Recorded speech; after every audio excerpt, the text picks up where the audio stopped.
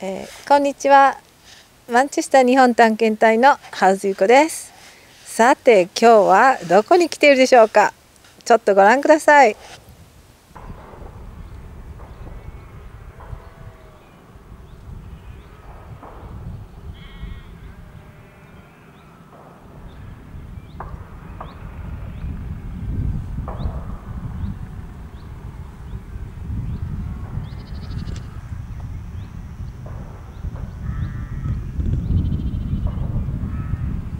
さて、今日はなぜここに来ているんでしょうか。早速始めてみましょう。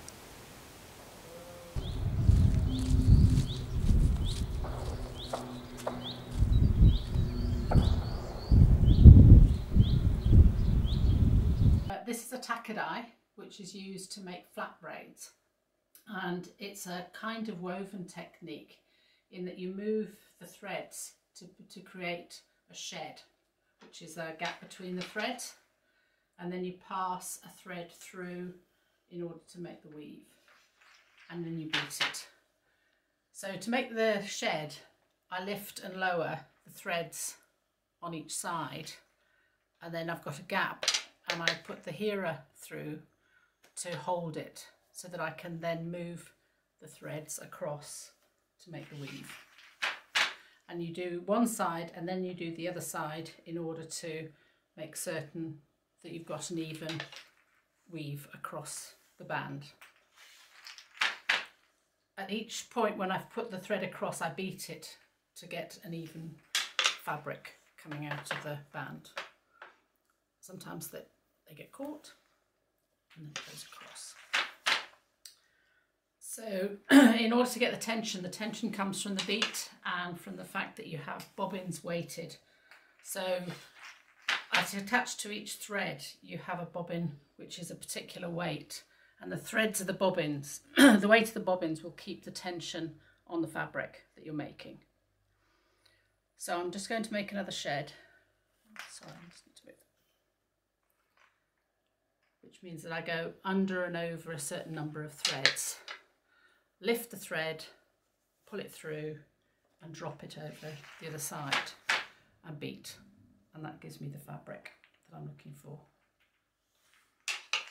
Depending on the order in which I lift or lower the threads will give you a different pattern. So this pattern I'm actually lifting and lowering 2 threads, but for some other patterns it might be 1 or it might be a mixture of threads. The combination of the colours gives you another type of pattern which gives you the colour effect that you're seeing on the braid.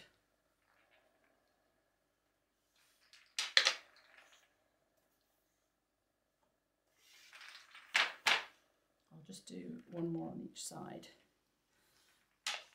And then the really clever thing about the tackadai, which makes it a very interesting piece of equipment, is that when you pass down the bobbin threads, you then lift up a comber and move it so that with a circular action you can make your threads longer, your braid longer, without actually having to have another piece of equipment. So I like that piece, that's always fun.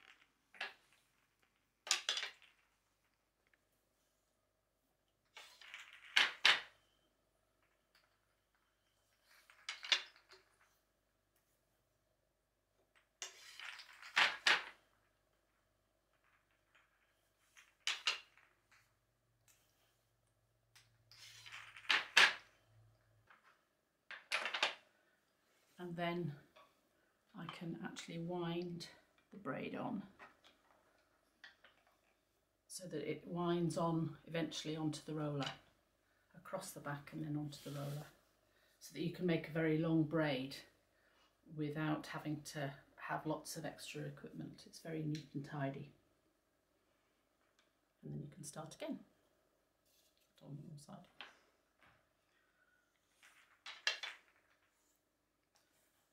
And you continue with that process until you've got the braid to be the length you want it to be. If the threads on the bobbins at the side get to be too short, then you can release the bobbins and just wind the thread down a little bit. So the thread is held on each bobbin. If I lift one up, the thread is held on the bobbin with a hitch that holds the thread, and then you can just pull it off easily, but it'll hold it without slipping.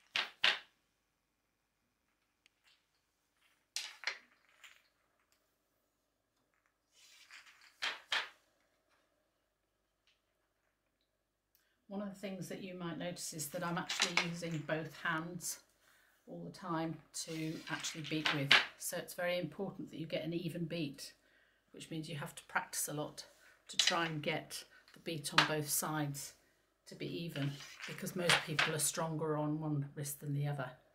And you can tell whether it's even if the points at the top, which are level. So this one I'm not beating quite as hard with my right hand,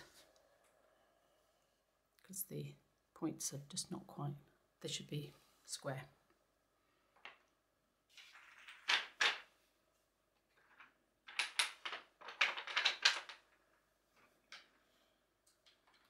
The threads on the bobbins are now getting too short to be able to work with, so I need to lengthen them. And to do that I use a piece of wood that I place across the front because you're trying to make sure that the length of the threads on the bobbins is even all the way. So I'll take one bobbin and lengthen it, and then I'll take another one and make it the same length. And I'll do that the same for all of the bobbins. If I take them one at a time, lengthen it and replace it, I can be sure that I'm not adjusting the order at all.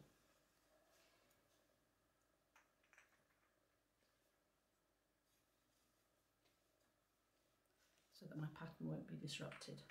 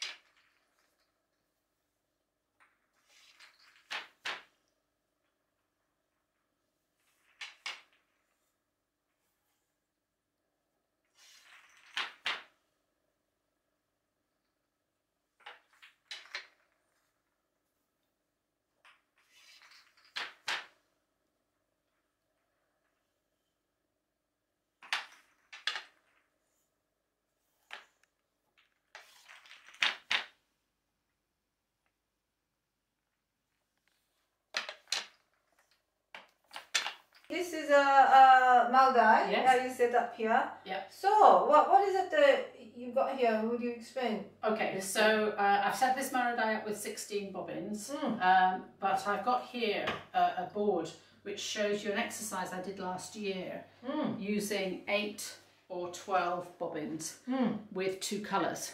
One or two of them have got a third colour in, but mostly 2 colours, to see how many different patterns you can make from 8 bobbins. My goodness. So all of these different braids up to here are all made with 8 bobbins. And as you can see, they've got flat braids and round braids, all the different patterns. You can even do flat braid with Margot. Yeah, so there's flat braids.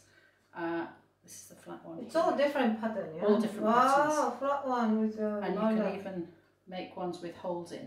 Oh! This one has holes in. So there are many different possibilities. So as a piece of equipment, the Maridai is very versatile. Oh! And you start with 8 and then you can do 12 and 16. So this variation each time you do different way, combine the... yes, so the variation comes from the way in which you move the threads on the Maridai. Order. And the order in which you do it. So this one you have set up is yet another one. So this is a different braid again. And this one is set up with 16 bobbins. So again, for the Maridai, the bobbins are all the same weight, and it is the weight of the bobbins and the counterweight that gives you the tension for your braid. So typically when we're making a braid with fibre, the counterweight will be half the weight of the total number of weight of the bobbins. I see. So these bobbins are 70-gram bobbins, and I've got 16 of them. So half of that weight will be in the bag to give you the right tension. I didn't know. And that gives you the calculate. You have to calculate. I didn't know. So not just any weight. No. It has to be proper. It has to be proper. And for some braids, you might want the weight to be less or more. Depending on the design. Depending on the design and depending on how tight you want the braid to be. Okay. So, there's a lot of variety, but this one is set up with half the weight. I see. So then, will you show me how you do this? So for this pattern, there are 2 distinct groups of threads. There's the green and the white, and the movements I make are completely different. So for the white threads, I'm lifting 2 and moving them across, and then lifting 2 and moving them over. I lift 2, move them across, and then lift 2, move them over. So one of the things about working with the Maridai is that the movements always tend to be symmetrical, and that you will use both hands at the same time. So this also makes it quicker, but also makes it symmetrical. With the green threads, I'm doing a very simple movement. So I take the outside threads into the middle on the other side, outside threads, and into the middle. So the white one's twisted. So the white one's twisting. Twisted. Yeah. So if I do it again, so I move them across, and then twist it, move them across, and then twist it. And then with the green ones, the outside ones go into the centre, outside ones into the centre. And then I'm ready to start again. And it's just easier if you just straighten up your bobbins each time you do it. So if I do it again, take it out and move it, take it across and move it. So as you can see, the hands are always moving symmetrically in opposite ways. But by using 2 hands, you can get your tension to be more even, and it's obviously much quicker. So if I do it again, going across and then twisting, and then across, and twisting. And the outside ones go to the centre, and then they go into the centre, and then I can straighten them up again. So Debbie, thanks so much for showing us lots of different braiding. So tell me, what does braiding mean to you? I'm just fascinated by the process of braiding. So people often ask us what we do with it, and although I use it for lots of different purposes, my main interest is in the process. Of how to make different braids and the structure of different braids. And this year I'm going to start learning how to understand and interpret braids. so that you can look at the old braids that come out of Japan and work out how they were made and then try and make them. So it's the fascination of how just by twisting a few threads you can make so many different patterns. I find it fascinating, but the process of doing the work is what I really love doing. It's very meditational, isn't it? Yes, it is. Yes, very healing. Very That's healing. wonderful. So I would think that you'd keep on doing this for many years to I come. will. Yeah. And one of the things that I like about it is as you get older and your hands are not able to manipulate them so easily, because you're just lifting the threads, you can do it for very many years when you're old. Probably it'll be a good training for your hands. It's very good training for your hands. Yeah, okay. Well, thank you so much for today. Yeah, thank you so much for today. It's a pleasure. Thank you. Thank you.